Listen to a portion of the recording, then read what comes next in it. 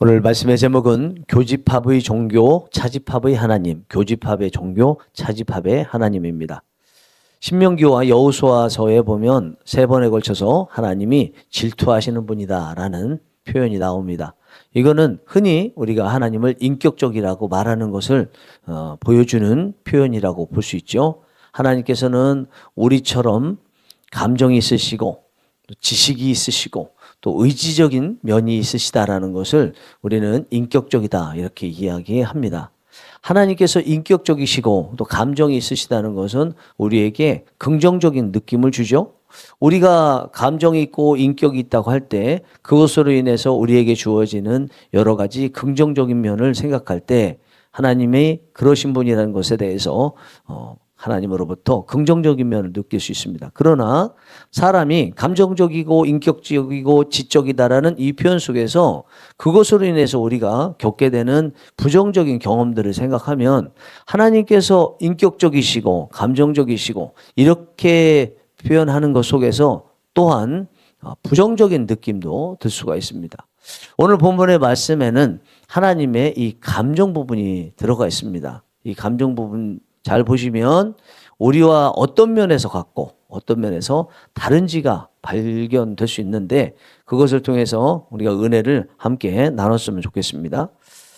지난 사무엘상 7장에서는 사무엘이 본격적으로 사사가 되면서 백성들을 미스바 광장에 모이도록 해서 하나님께 예배도 드리고 또 기도도 하는 모습을 보았습니다. 이제 본격적으로 이스라엘 백성들이 하나님께 돌아오는 모습을 지난 시간에 보여줬습니다. 우리는 그것을 보면서 다음 장인 오늘부터 본격적으로 사무엘이 왕성하게 활동하겠다. 사사로서 백성들을 하나님께 이끌고 또 주위의 나라들도 어느 정도 좀 복속을 한다든지 또 하나님께서 뜻하시는 모습으로 나라를 든든히 세워가겠다.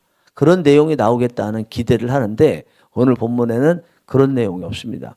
오늘 본문은 오히려 사무엘이 늙어서 사사로서의 능력을 행하기 어렵게 되었다고 말씀하고 있습니다.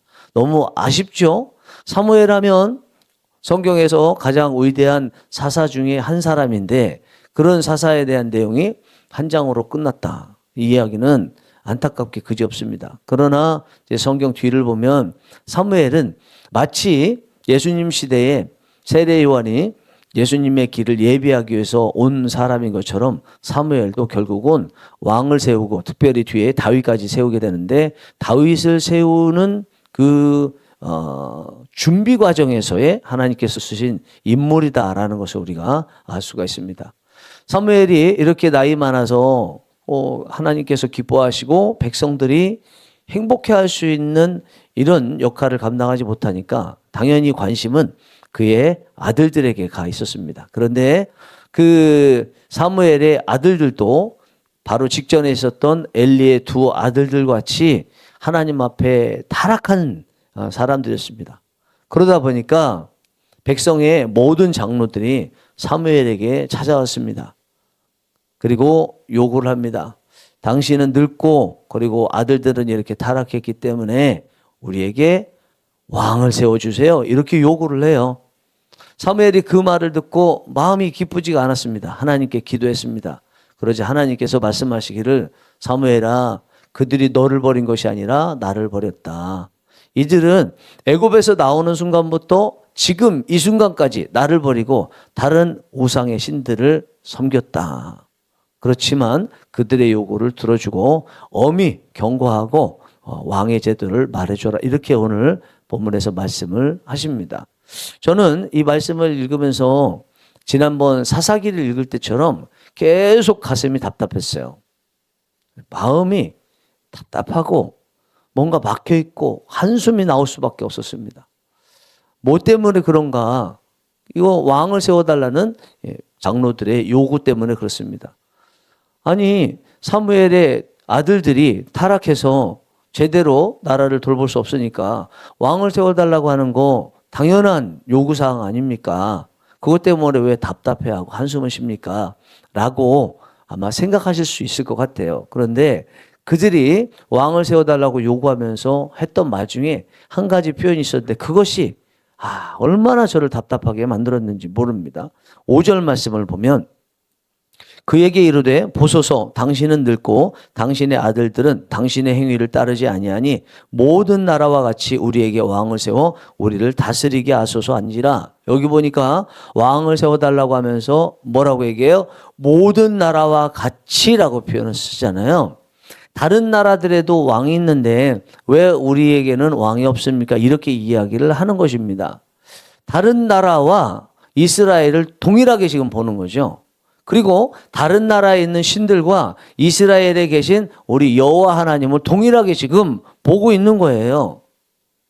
지난 5장에 블레셋 사람들이 이스라엘과 싸워서 승리하면서 블레셋의 법궤를 빼앗았죠. 그 법궤를 자기들이 섬기는 다곤 신 옆에 나란히 놓았습니다. by, beside, next to 영어로 표현되면서 놨다고 그랬잖아요. 그거는 자기들이 섬기는 다곤 신과 하나님을 동일하게 봤다고 말씀드렸지 않습니까? 그들은 하나님에 대해서 몰라서 그런다고 치지만 하나님에 대해서 정확히 아는, 그리고 사무엘을 통해서 하나님 신앙으로 돌아왔던 사람들이라고 생각한다면 그들이 다른 나라에서 왕을 가지고 있으니까 자기 나라도 왕을 세워달라 이렇게 말하면 안 되죠. 그냥 왕이 필요하다 그렇게 생각해서 왕을 세워달라고 하는 건 이해되지만 다른 나라들과 같이 왕을 세워달라, 다른 나라들이 같이 신과 같이 우리 신, 이런 식으로 지금 이야기를 하고 있는 것입니다. 결국은 다른 나라들과 같이 왕을 세워달라는 것은요, 우리나라에 하나님이 필요 없습니다, 이런 뜻으로 느껴졌기 때문에 제가 굉장히 답답하고 한숨이 나왔던 거예요. 이절이 이렇게 말했기 때문에 하나님께서도 7절에서 이렇게 말씀하셨죠. 여호와께서 사무엘에게 이르시되 백성이 네게 한 말을 다 들으라. 이는 그들이 너를 버림이 아니요 나를 버려 자기들의 왕이 되지 못하게 함이니라. 여러분들께서 앞에 5절의 말씀을 모르는 상태에서 이 7절의 말씀, 하나님께서 왕을 세워달라는 백성들의 말은 결국은 하나님을 버리겠다고 하는 말이라고 말씀하시는 이 말씀을 읽을 때 하나님 뭐 이렇게 과하게 해석을 하십니까? 라는 생각이 드셨을 거예요. 그런데 앞에 5절의 말씀, 다른 나라들처럼 우리도 왕이 세워졌으면 좋겠습니다. 다른 나라들처럼 나는 신이 없었으면 좋겠습니다. 다른 나라들과 같은 신이 있었으면 좋겠습니다.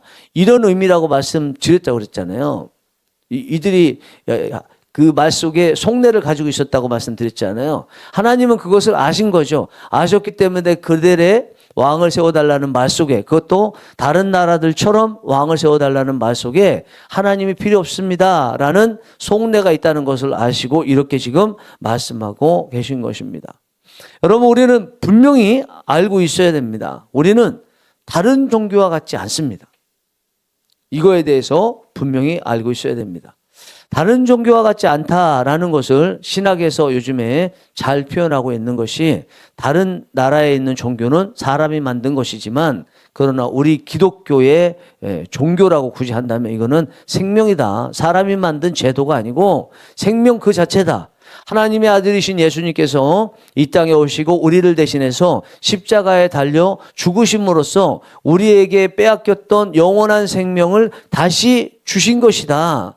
이 기독교 안에 들어오면 예수님을 만나서 영원한 생명을 얻을 수 있는 것이다. 그러니까 우리 기독교는 다른 종교들과 다르다 이렇게 표현하잖아요. 정말 우리 기독교를 정확하게 표현한 것이 우리 기독교에는 생명이 있다, 그래서 생명이다가 말하는 이 표현이라고 생각합니다. 그러나 이 성경은요, 사실은 포인트는 이렇게 기독교가 생명이라고 말을 하는 것이 잘 돼 있지만 기독교를 말하는 데는 이것을 훨씬 더 뛰어넘는 게 있습니다. 그거는 하나님이 계시다는 거예요. 하나님이 계시다. 이 하나님은 다른 종교에서 말하는 종교의 신들과는 다르다는 것입니다. 다른 신들은 우리의 하나님과 같이 살아있는 분이 아니라는 거예요. 우리 하나님만이 유일하신 살아계신 하나님이라는 것입니다. 그래서 우리는요, 다른 종교하고 우리를 비교하면 안 됩니다. 다른 데도 이러니까 다른 종교처럼 또 종교 하나 가지고 있으면 좋지, 또 다른 종교에서 말하는 우리에게 어떤 그 사람으로서의 소양을 갖게 해주니까 기독교 또 가서 교회 가서 있으면 그와 같이 좋지. 뭐 이런 식으로 얘기하면 안 된다는 거죠. 여러분, 우리 기독교를 말할 때는요, 다른 종교하고 공통적으로 있는 교집합의 요소를 가지고 기독교의 정체성을 말하면 안 됩니다. 사랑이니, 화평이니, 인격이니, 인권이니, 이런 것들 다른 종교에 다 있는 거잖아요. 이것은 다른 종교와 우리 기독교의 교집합적인 요소죠. 그 교집합적인 요소 가지고 우리 기독교의 정체성을 말할 수 없지 않습니까? 정체성이라는 것은 유니크니스거든요. 다른 종교에는 없는 독특성이잖아요. 결국은 우리 기독교의 정체성은요, 교집합에서 찾는 것이 아니라 다른 종교의 차집합에서 찾는 거예요. 우리 기독교 안에, 성경 안에 내용에서 다른 종교를 뺐을 때, 요소들을 뺐을 때 남는 것, 다른 종교에는 없는 것, 이것이 차집합이잖아요. 여기에서 우리 기독교의 정체성을 찾아야 되는 거죠. 그게 뭡니까? 출발이? 우리 하나님은 살아계신 하나님이라는 거죠. 우리 하나님은 온 세상을 창조하시고 예전부터 지금도 영원히 계시는 분이라는 거죠. 그분이 우리를 아시기 때문에 우리를 죄악에서 구원시키기 위해서 당신의 하나밖에 없는 아들 예수님을 이 땅에 보내시고 우리 죄를 대신해 십자가에 못 박혀 죽게 하셨다는 거, 이것이 들어가게 되는 거죠. 하나님이 없으면 그 하나님이 살아계신 하나님, 세상을 창조하신 하나님, 이 세상을 운영해 가시고 우리를 죄에서 구원하신 하나님, 영원히 우리와 함께 하시는 하나님이라는 것을 정확하게 알 때 예수 그리스도의 구원에 대한 말씀도 의미가 있는 거예요. 여러분, 우리 기독교가 제시하는 것 중에 다른 종교에서도 제공하는 교집합 항목 때문에 교회에 오고 계시지는 않습니까? 그렇게 올 수도 있다고 생각해요. 좀 전에 말씀드린 대로 사랑, 화평, 평화, 그리고 성공, 건강, 이런 것을 위해서 우리 교회에 오시는 거 저는 충분히 좋다고 생각합니다. 그러나 거기에 머물러 계시면 안 된다는 거예요. 그것을 뛰어넘으셔야 된다는 거예요. 그래서 마지막에 어디로 가야 돼요? 차집합으로 가야 되는 거예요. 다른 종교에도 있는 교집합적 요소 때문에 교회에 오실 수 있지만, 그러나 교회 와서 예배 드리고 성경 읽고 말씀 듣고 하면서 결국 진리를 발견하는데, 그 진리에는 바로 우리 하나님과 다른 신, 우리 기독교와 다른 종교, 성경과 다른 경전 사이에 차집합으로 다른 것들을 뺐을 때 우리 기독교에만 남는 그것이 기독교라는 거기에 정체성이 있다는 거에 결론으로 다다라야 된다는 것입니다. 교집합만 가지고는 안 된다는 거예요.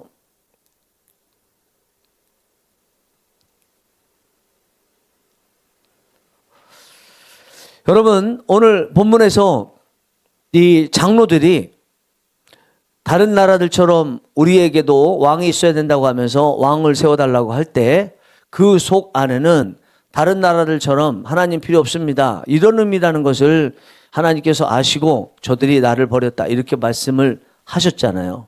하나님께서 어떤 면에서는 화가 나신 거거든요. 하나님이 인격적이시라서 우리처럼 화 나신 거고요, 서운해 하신 거예요. 그래서 이런 말씀 하신 것입니다. 그러면서 그들에게 왕을 세워주라고 말씀하셨습니다. 그런데 왕을 세워주라고 말씀하시면서 그 왕이 세워질 때의 모습에 대해서 엄히 경고하라고 말씀하셨지만, 그러나 전반적인 구절에 나타난 의미는요, 그래도 왕을 세워줘야 되지 않겠냐. 그들이 이미 결정을 했기 때문에 아무리 다른 얘기를 해도 그들은 마음을 돌이킬 리가 없기 때문에 일단 원하는 대로 왕을 세워줘라. 그러나 왕이 세워진 상태에서라도 나는 그들의 보호자로서, 진짜 왕으로서, 백성들을 위해서, 또 아버지로서 자녀를 위해서 할 수 있는 한 최선을 다해서 도와야 되지 않겠냐.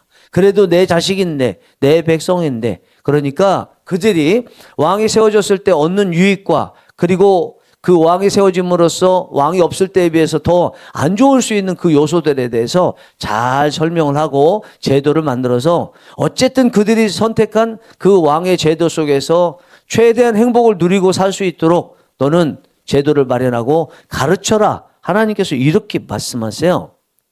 하나님의 이 모습을 보면서 또 얼마나 큰 감동이 됐는지 몰라요.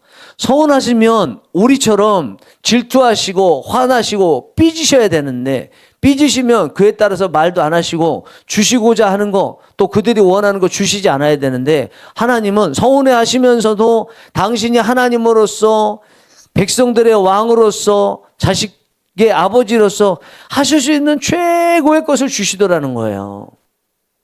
이분이 우리의 하나님이시더라는 것입니다. 하나님께서 우리와 똑같으신 분이시지만, 그래서 우리와 함께 계시지만, 그러나 우리와 함께 계시면서도 우리를 뛰어넘으시는 천국에 계시더라는 것입니다. 우리 안에 내재해 계시지만 또한 그러면서도 우리를 뛰어넘은 초월적인 하나님이시라는 것입니다.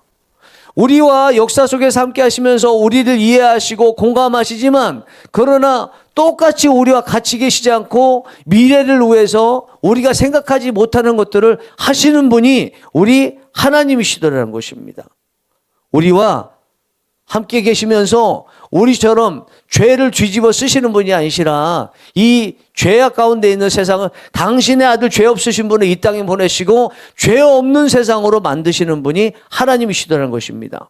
우리와 똑같아서 인간이신 줄 알았는데 그분이 하나님이시더라는 것입니다. 우리를 뛰어넘으시기 때문에. 그래서 하나님인 거예요. 하나님은 우리와 같으시면서 다르시고요, 우리와 다르시면서 같은 분이라는 것입니다.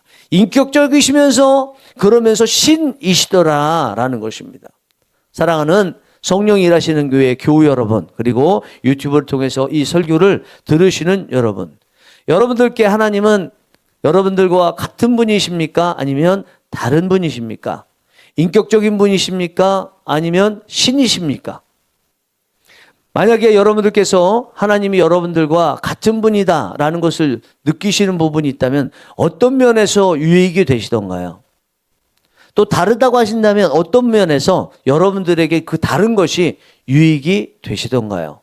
오늘 이 새벽에 여러분들께서 기도하시면서 하나님을 우리와 똑같은 인간처럼 인격적인 분이면서 그것으로 인해서 주어지는 은혜도 느끼시고, 그러면서도 우리를 뛰어넘는 신이라는 면에서 주어지는 그 은혜가 무엇인지도 다 느끼시는 것이 은혜가 있기를 원합니다. 여러분께서 오늘 기도하시면서 우리 기독교는 다른 종교와 같은 부분도 있지만 기독교의 정체성은 다른 부분에 있다.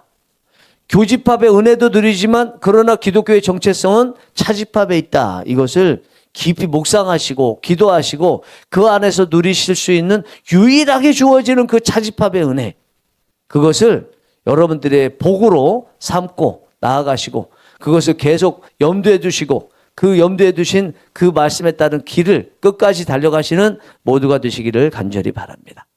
기도하시겠습니다.